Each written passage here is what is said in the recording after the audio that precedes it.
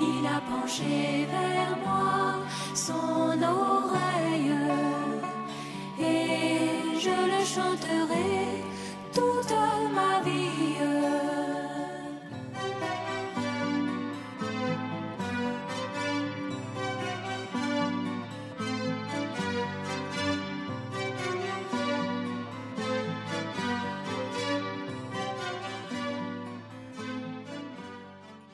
Soit Dieu vous bénisse. On est toujours heureux de nous retrouver en sa présence. C'est là que tout reverdit. Ce qui était en train de jaunir, quand il apparaît dans la présence du Seigneur, il est reverdit. Que Dieu bénisse chacun de nous. Et je suis très heureux de vous voir encore nombreux, parce que quelqu'un m'a posé la question cet après-midi, est-ce qu'il y a un culte à cause des travaux? On lui a dit qu'il doit le quitter. Et vous êtes très nombreux. Que Dieu bénisse chacun de nous. Nous sommes en train de nous préparer. Et je crois que la préparation prendra fin un jour. Nous venons ici pour nous ressourcer. Et nous retournons chez nous pour continuer la préparation dans la plus grande ardeur. C'est très important. Et puis un jour, cette préparation prendra fin. Mais quand elle prendra fin, nous serons aux noces de l'agneau. Dites Amen. Moi, je crois.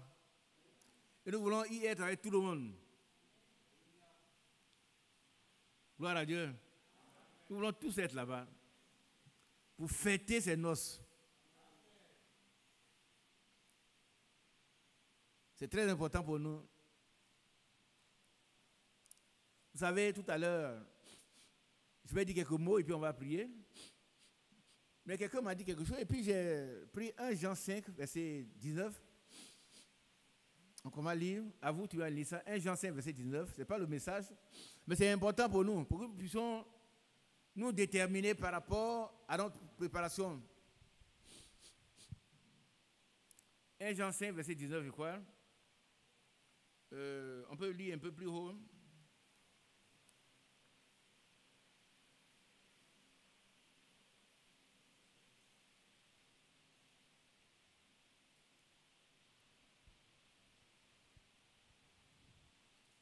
Jean 5. Il peut-être à partir du verset.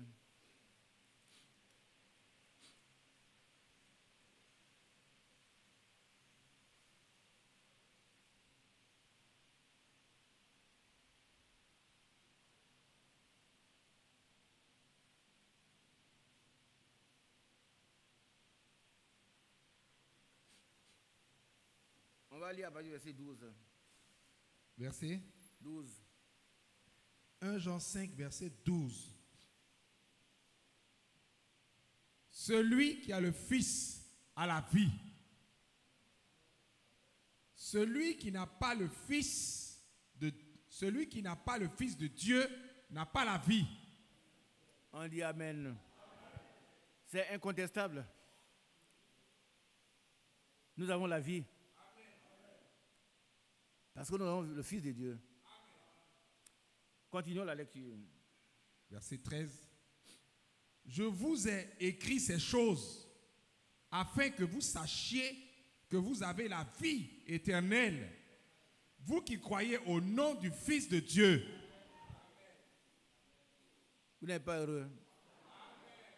La vie éternelle, c'est la vie de Dieu. Il n'y a d'éternel que Dieu. Vous savez, dans le vocabulaire classique, on parle d'éternel pour les choses qui durent, mais ce n'est pas le sens divin. L'enfer n'est pas éternel, parce qu'il a été créé un jour. Dieu seul est éternel. Et celui qui a le Fils, il a la vie éternelle. Et nous sommes ceux qui ont le Fils, nous avons la vie éternelle. La vie de Dieu. Quand on a le Fils de Dieu, Dieu nous donne sa vie, qui seul est éternel. Continuons. Verset 14.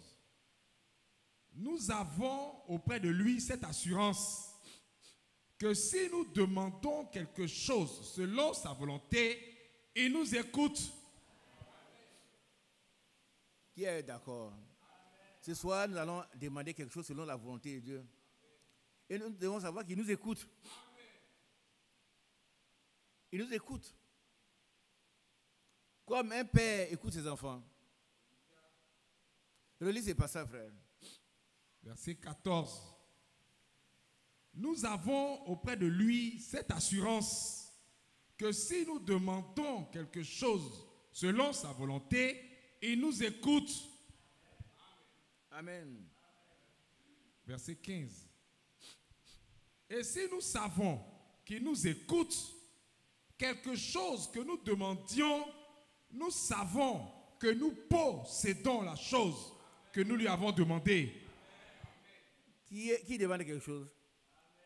Mais sache que tu possèdes ces choses. Prenons Dieu au mot. Notre ennemi numéro 1, c'est nous-mêmes. C'est le raisonnement. C'est le raisonnement. Ce qui est écrit pour nous. Nous devons accepter et expérimenter. Continuons. Verset 16. Si quelqu'un voit son frère commettre un péché qui ne mène point à la mort, qu'il prie, et Dieu donnera la vie à ce frère.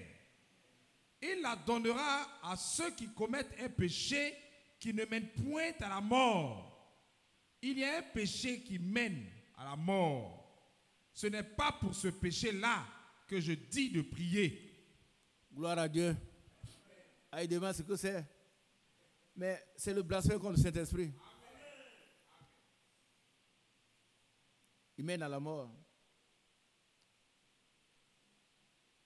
Quand on attribue à ce que Dieu fait au diable, on pêche contre Dieu lui-même. Mais ici, il s'agit de péchés qui ne mènent pas la vie, à la mort. Tout ce que vous connaissez comme péché. On peut prier pour la personne. Gloire à Dieu. Continuons. Verset 17. Toute iniquité est un péché. Et il y a tel péché qui ne mène pas à la mort. Amen. Maintenant, on s'arrête là. Ça, c'est un rappel très important pour nous, qui sommes enfants de Dieu. Nous avons la vie éternelle. Et cette vie nous a été donnée dès avant la fondation du monde. Ça, il faut que ça sache.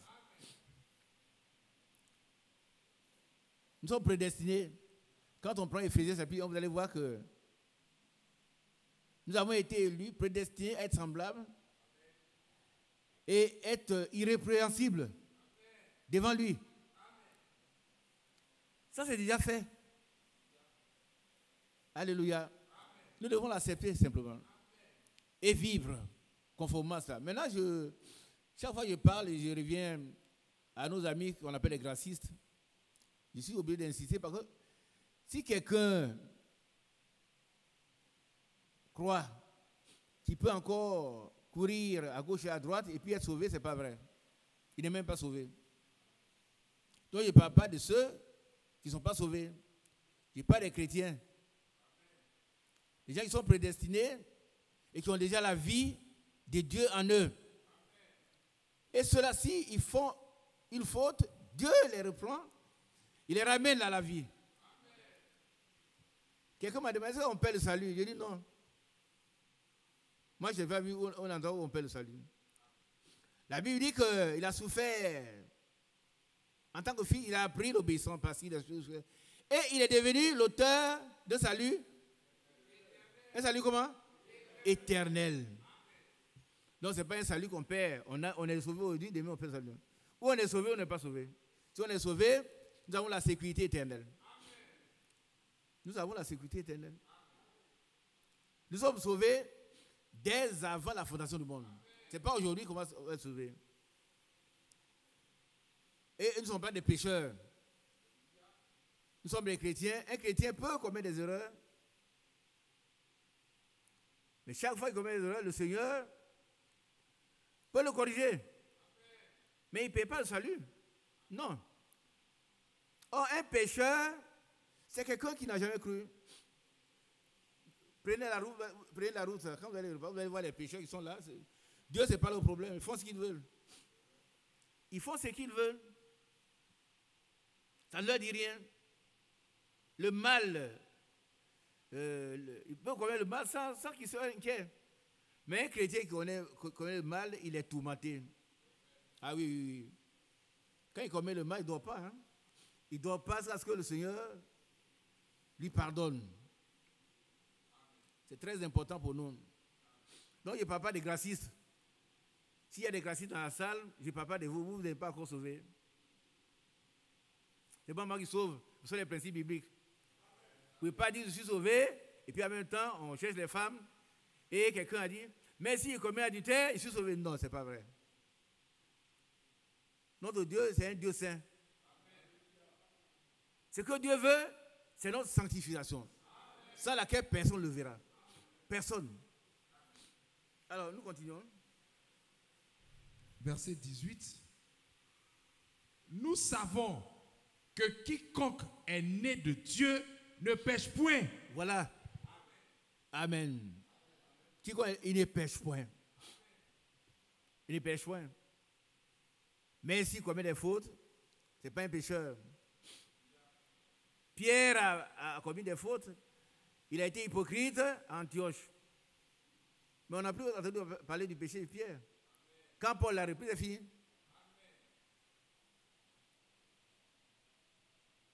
Quiconque est né de Dieu ne pêche point. Ça veut dire qu'il ne pêche jamais. Il ne pêche jamais. Ça paraît un peu dur. Pourtant, frère, moi, j'ai fait des choses, mais si tu es un fils de Dieu, 7 fois tu tomberas, 7 fois le Seigneur va le ramener. Ouais.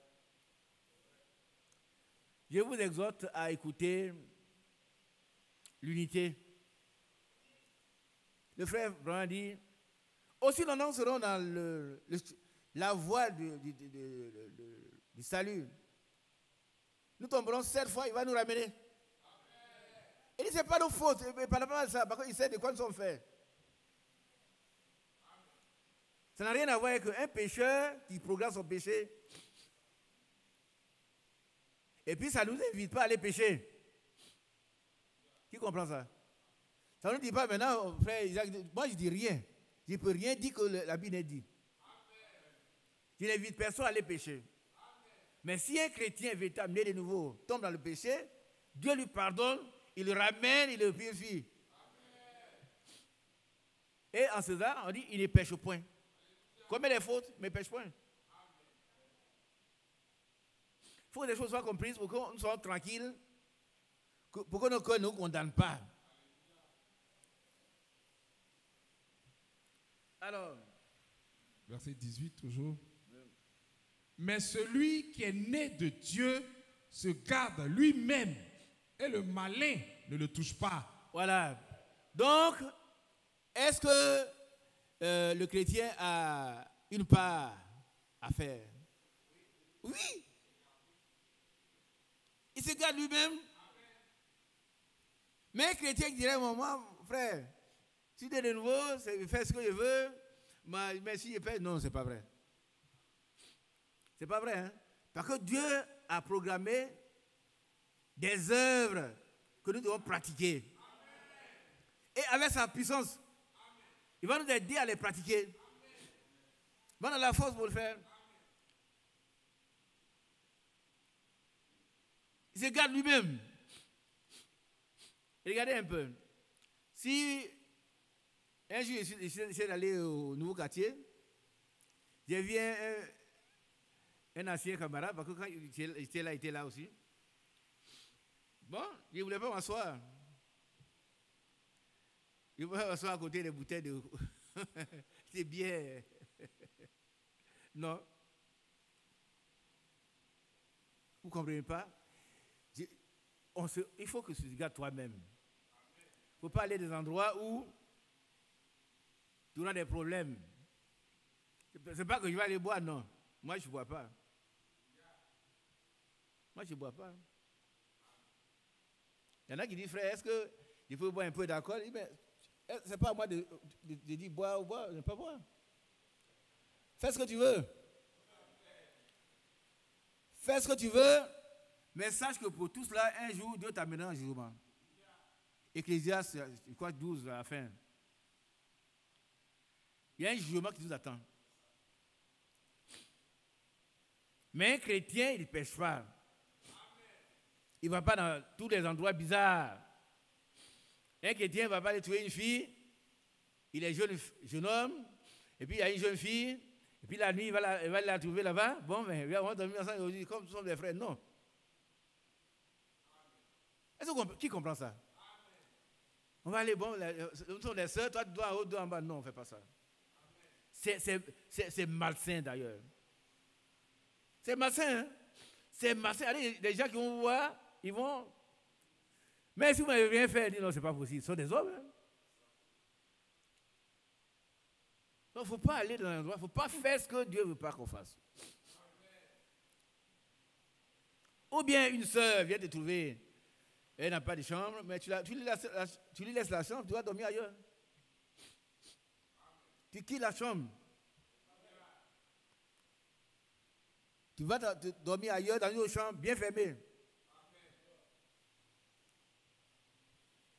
C'est important. On ne dort pas en haut, et puis toi tu dors en bas, parce que non, jamais. C'est pas bon. Il se garde de lui-même, et le malin ne le touche pas. Est-ce qu'on a compris?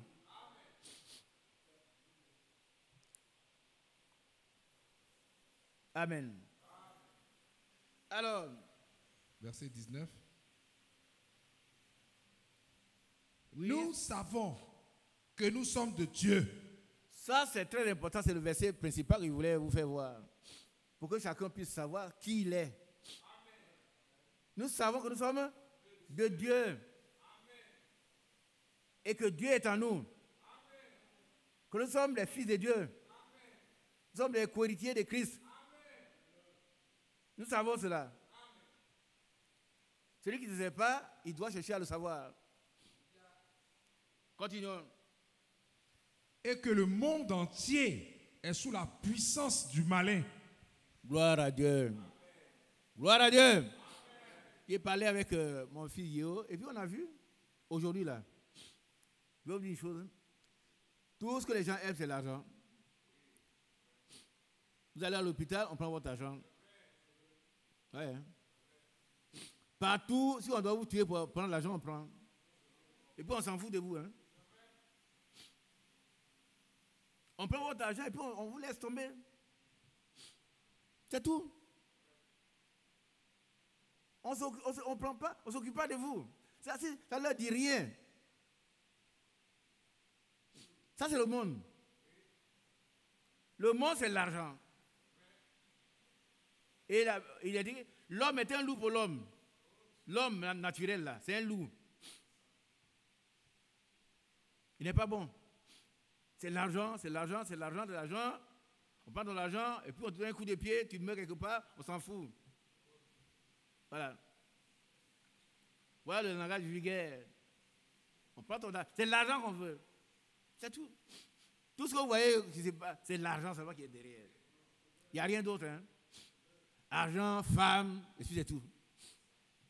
Et puis argent, femme, popularité.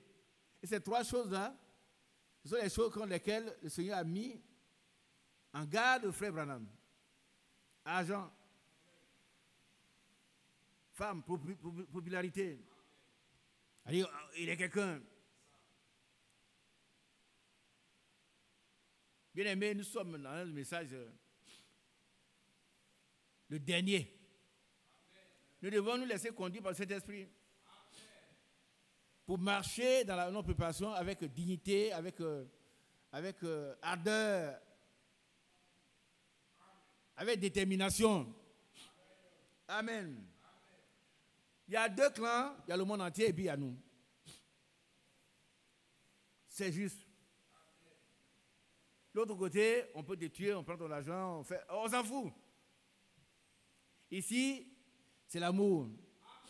Dites Amen. C'est l'amour qui doit nous guider dans tout. Celui qui veut te tuer, toi, tu dois l'aimer. C'est tout. Continuons. Verset 20. Nous savons aussi que le Fils de Dieu est venu. Amen. Et qui nous a donné l'intelligence pour connaître le véritable. Alléluia. Amen. Qui sait que le Fils de Dieu est venu? Amen. Moi aussi. Nous avons l'intelligence. Amen. Amen. Continuons. Et nous sommes dans le véritable, en son Fils Jésus-Christ. Alléluia. Amen. C'est lui qui est le Dieu véritable et la vie éternelle. Gloire à Dieu. C'est lui le Dieu véritable. Il n'y a pas un deuxième Dieu. C'est la vie éternelle. Amen. Continuons. Verset 21. Petits enfants, gardez-vous des idoles. Amen. Que le nom du Seigneur soit loué. Amen. Il y a deux clans. Il y a le monde entier et puis il y a les chrétiens. Chacun doit rester là où Dieu l'a prédestiné à être. Le côté de l'argent, c'est les femmes, tout ce qu'on veut. On s'en fout de toi. Hein? On peut marcher sur toi avec un bulldozer et puis on s'en fout. On t'oublie. On t'oublie là. Hein? Mais le chrétien, lui, Dieu a mis dans son cœur d'aimer. Même ceux qui peuvent le tuer avec un bulldozer, il doit les aimer. Frère Branham a dit une chose. Il a dit dans ce monde-là, on dit, si tu grattes mon dos, il gratte ton dos. Mais moi, si tu n'as pas gratté mon dos, et que toi, tu as besoin que je gratte ton dos, moi, je te gratte ton dos. Alléluia. Quel amour. Gloire au Seigneur. Alors, nous allons entamer, dire quelques mots et puis on va prier. Retenons ce que nous avons lu, c'est que un fils de Dieu ne pêche point. Il ne pêche point. Il s'égare lui-même et l'ennemi ne le touche point. Alléluia. Il y a deux mondes. Il y a le monde du diable, où c'est la haine, c'est le péché.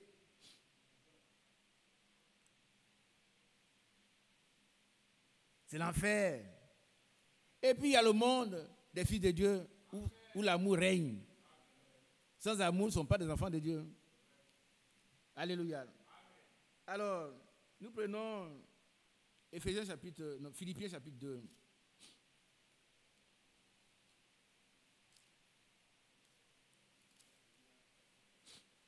Philippiens 2.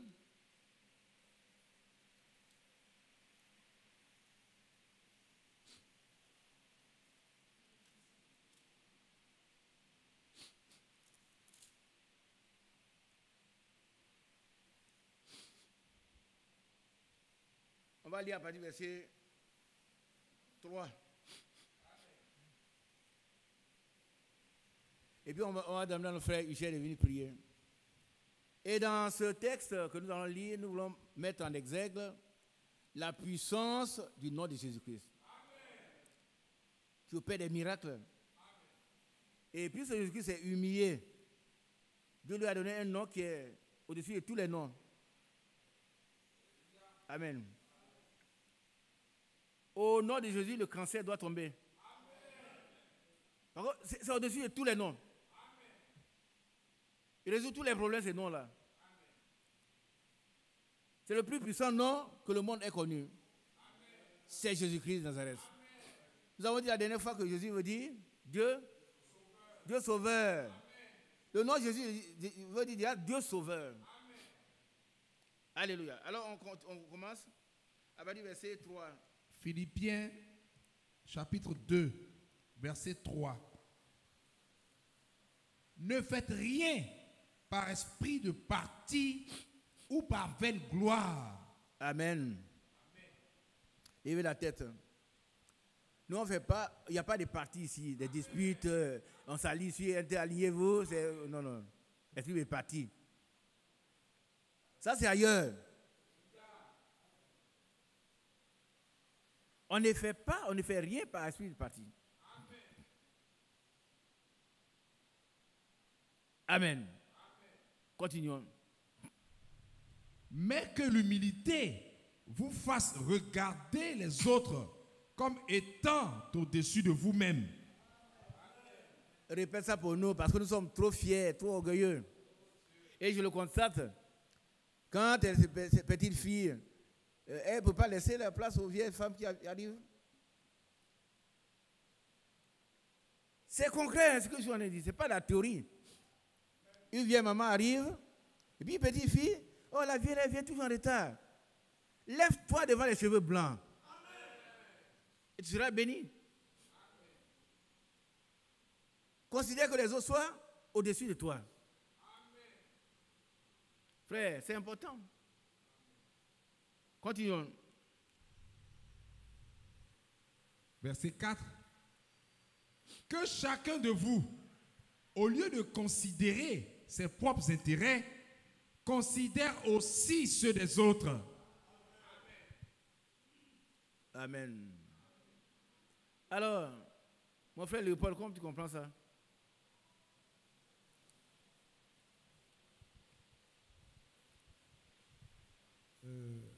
Pour moi, ça veut dire, Il faut relire le passage. Qu'est-ce que tu comprends dedans? Philippiens chapitre 2, verset 4. Ouais.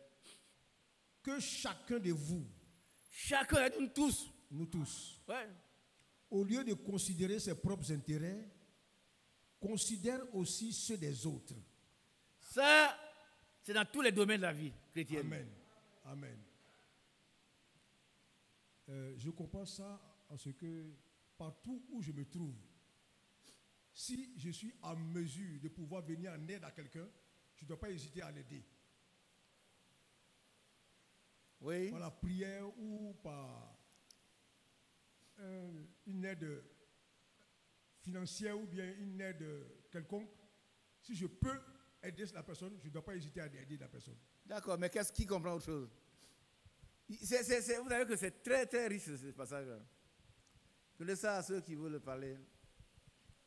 C'est qui? Secret. C'est clair. Que chacun de vous, au lieu de considérer ses propres intérêts, considère aussi ceux des autres. Ouais. Je comprends par cela que tout ce que je dois faire, je dois tenir compte de mon prochain. Oui, absolument. Oui. N'est-ce pas? Absolument. Et ça dans le foyer d'abord. Coach, tu veux dire quelque chose? Si tu n'as rien à dire, on continue. C'est très important. Il ne Alléluia. faut pas dire moi. Non. Après toi, le monde continue. Avant toi, ça a été. Après toi, ça continue. Donc, moi, non. Pas. L'autre, d'abord. Vas-y. Que chacun de vous, au lieu de considérer ses propres intérêts, considère aussi ceux des autres. Cela suppose que nous avons tout en commun. Et comme nous avons tout en commun, eh bien, nous devons veiller à ce que cela soit préservé, l'intérêt de chacun soit préservé. Bon.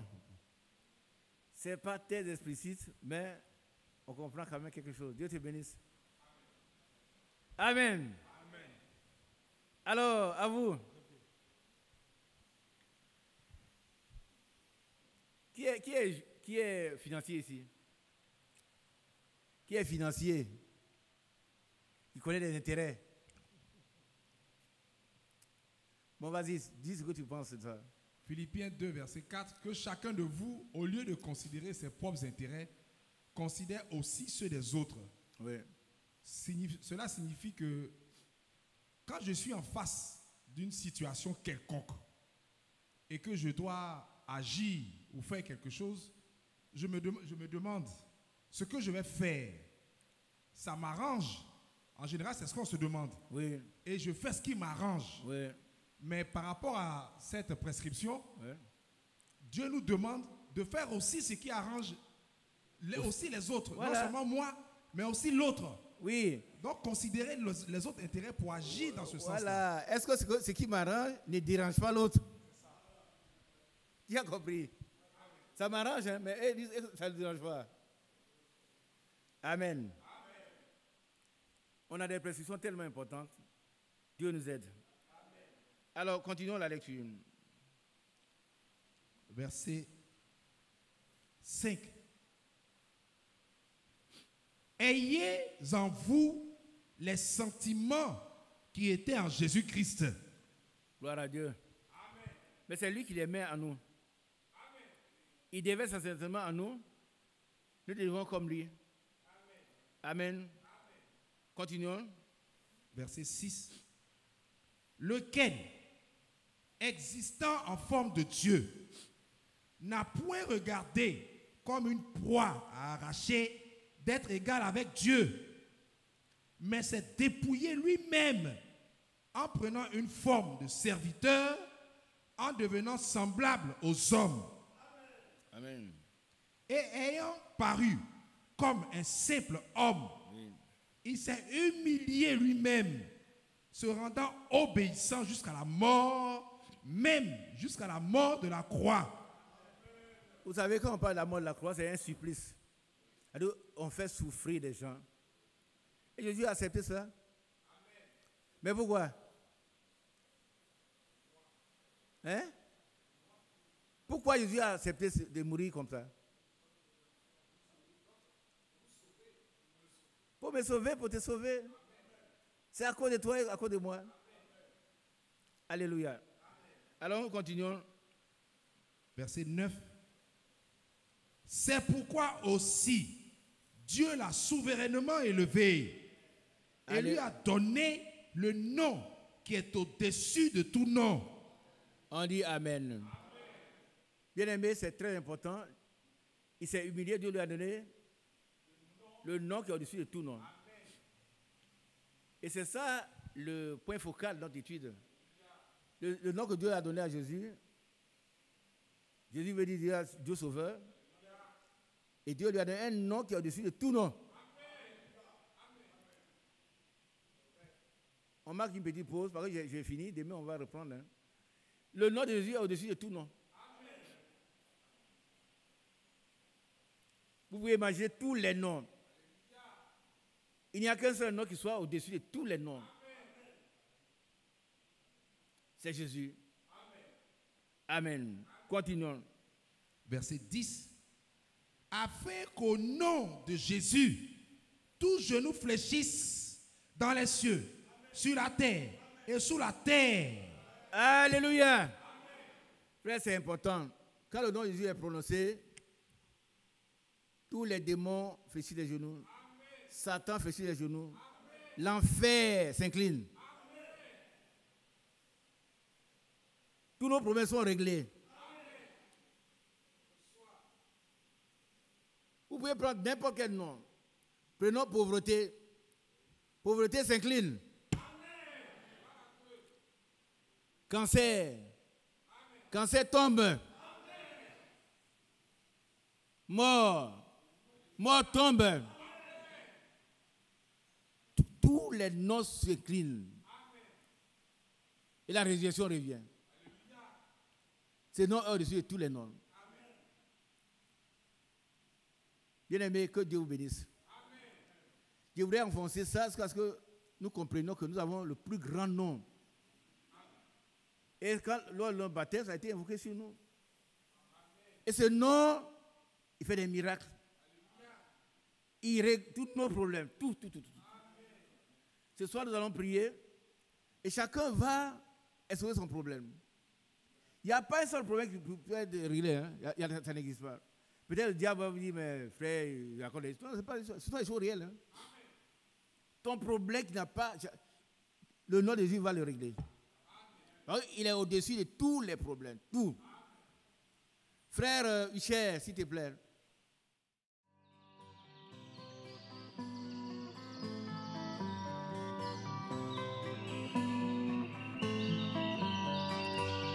J'aime l'Éternel, car il entend ma voix. Il a penché vers moi son oreille.